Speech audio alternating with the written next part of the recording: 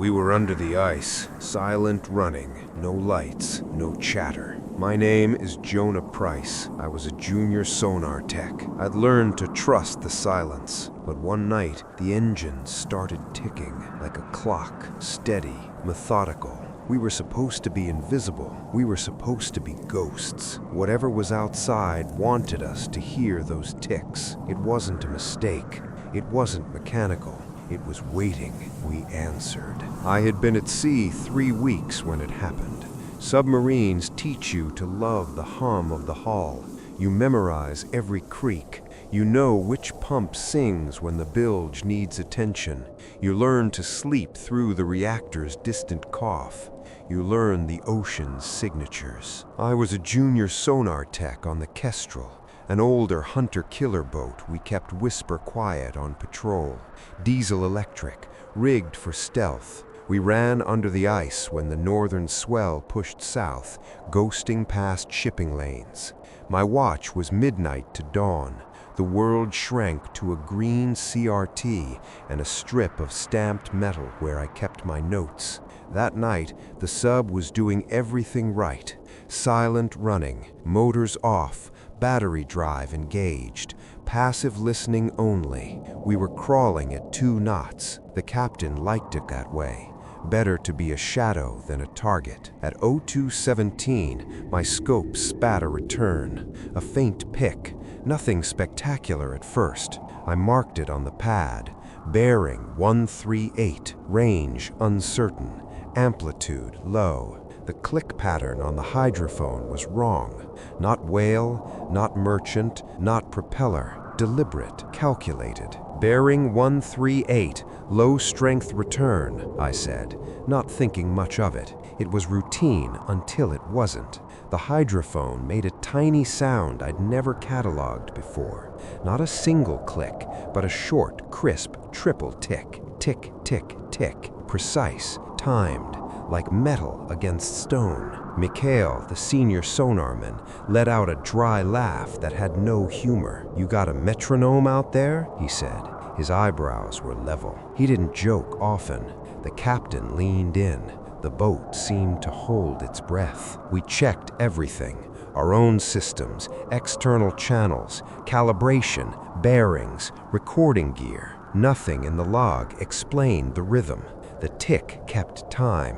The engines, off, kept ticking anyway. Not from inside the hull, from out there. On subs, you learn rules the way other men learn prayer. They keep you alive. Rule 1, never ping without reason. Rule 2, hold position unless ordered otherwise. Rule 3, if something doesn't fit, document it and wait for orders. Those rules were on metal placards in the sonar room and in our heads. They were carved by men who'd been burned for improvisation.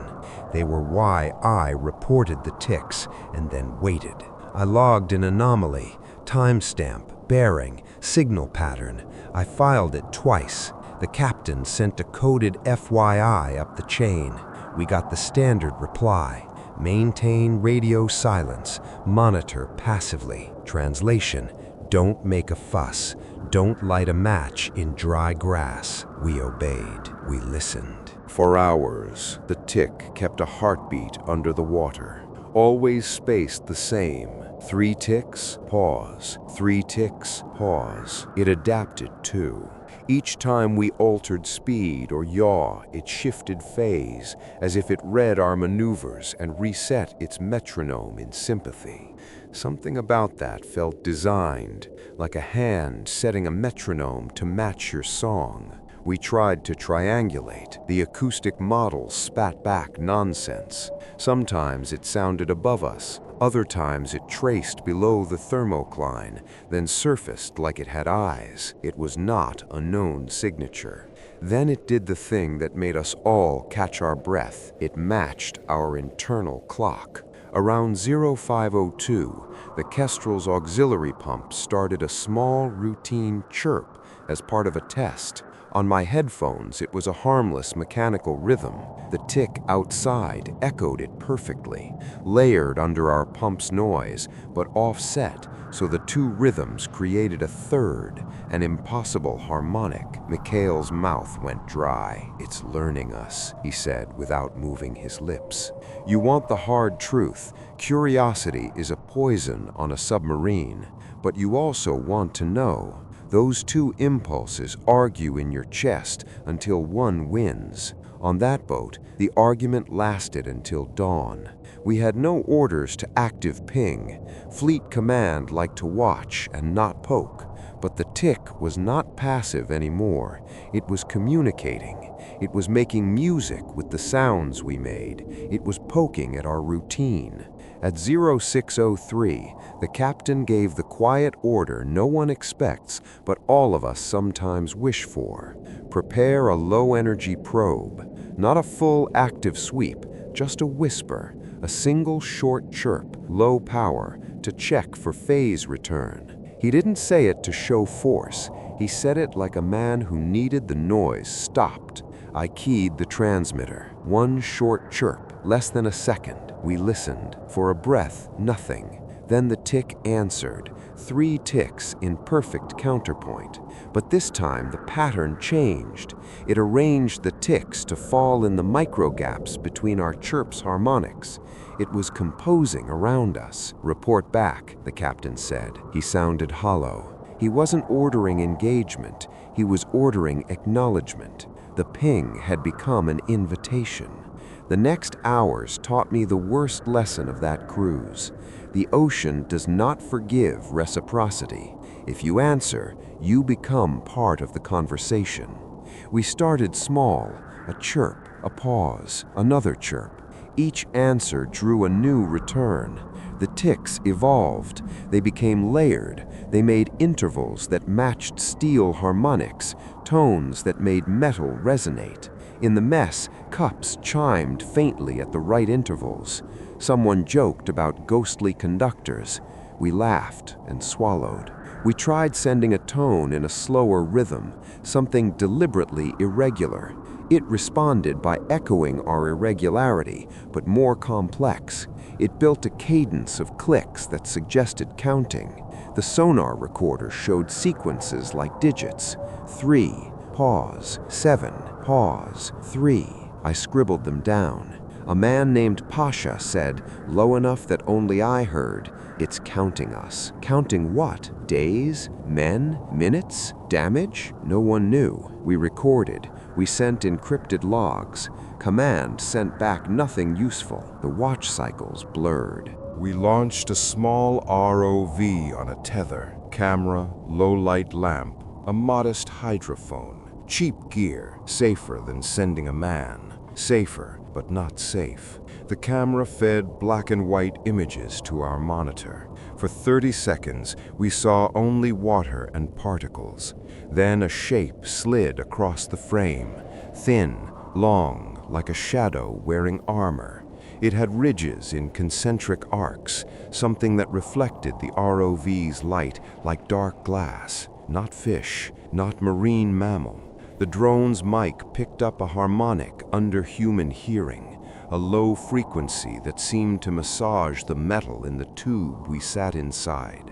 The crew went quiet in a way that felt like prayer. Then the ROV's feed did something else. The picture seemed to smear, pixels stretching sideways, and we saw something in the reflection on its surface. Not our ship, not the drone. A dark mirror with lights arranged like a clock face, ticking in slow luminous pulses. The ROV's comms spiked and then died. Feed cut to static. We pulled the tether. On the cable were scratches, thin parallel abrasions like the teeth of a rasp. The engineering officer swore. He'd never seen that before. After that, rules frayed. Men stopped sleeping properly. The captain smiled less. Radios misread. Compasses wavered. The mental hygiene of a boat depends on order. Ticks steal order and give you counting. At 1400, the forward compartment reported a minor hydraulic click that shouldn't have happened.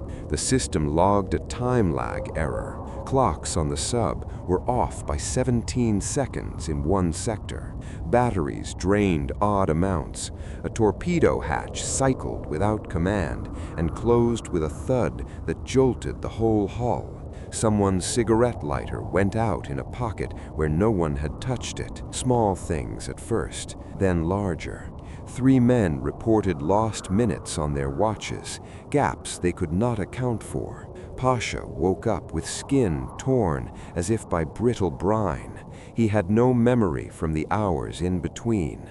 He stood in the mess and shook as if he'd been at sea for a month. We medicked him, logged it, wrote it in the little black binder for unusual events. Command called twice. Their messages were curt. Maintain course, do not surface, continue monitoring, they said. The order came with a delivery that felt like a hand on our necks. Watch the thing. Don't let it know what else you have. We obeyed. Finally, the clock outside our hull did something impossible. The tick synchronized. It pulsed in simple intervals, 3, then 5, repeating. The sonar recorder spat out a pattern that matched an old seafarer's call. 3 beats, 5 beats, an opening like a door. It felt intentional. Some primate part of us thought it wants us to reply in musical terms, to finish the phrase, to answer. We argued like men on a thin wire. Ethics versus curiosity, safety versus knowledge. The captain, face pale, voted no. The XO, hands shaking, voted yes. It was petty theater. The real vote was what the boat already did. We made the call. We sent a simple acoustic reply, 3 beats, 5 beats, as if picking up a language that was not ours and tapping out an answer that might fit. The room filled with a resonance that set the lights singing in a low overtone. The metal on the bulkhead seemed to breathe. The sonar returned a complex cascade, and then the tick stopped, silence like an exhale. 2 minutes later, a pressure pulse hit the port side hull. Not explosive, not violent. It was a tactile press, an enormous hand resting on metal. The hull shuddered, the screws clicked, and for a single second, I saw a shadow pass by the porthole, a suggestion of something the size of a mountain moving gently, then nothing. 3 men were missing by the end of that rotation. Not dead, not aboard. Men who'd been in their bunks simply were not there when we did head counts. Pockets empty, boots by the bunks, places warm, no alarms, no breach. We were not sure if we were missing time or if the ocean had taken us in manners that make no sense. We logged the vanishings. We asked for help again. Maintain radio silence unless extraction authorized, came the answer. Practical, clinical, a refusal dressed as an order. We limped back toward home waters as if drawn by a rope. The boat was quieter now, not the comfortable hum, but a watchful hush. The missing men were noted. Families would get ribbons and papers. No one would understand the way our watches hiccuped. No one would know the feeling of a hull being tapped like a watch beneath your mattress. At base, debriefing rooms smelled of coffee and grief. Men in suits asked questions that seemed rehearsed and distant. Our logs were attached, stamped, and then redacted. Photographs were copied and then locked away. We were told to tell a simple story. Mechanical anomaly, human error, 3 AWOL. That was what would go public. I kept a private note. I slipped a small print of a sonar readout into my boot before they turned us loose. The print had the ticks and the timestamp, 0217. That piece of paper is my proof and my curse. I look at it at night and wonder what we did. Did we answer a thing that couldn't be contained? Did we invite something to learn us? Did those men walk into an understanding we were not fit to hold? I still hear a tick sometimes when the house is quiet. It's probably the heater or my own heart. But sometimes it's precise. 3 small taps, pause, 3 taps. I remember the way the Kestrel's sonar screen lit up when that dot held bearing 138. I remember the feel of a metal hull under the palm and the sound of a large thing moving softly through water like a clock winding. If you've watched to the end, you know one thing I was not allowed to say in my official reports. We were ordered to stay. We were ordered to listen. And when something decided to give up its position like it wanted to be found, when it ticked like a clock, we answered. I keep asking why. I still do.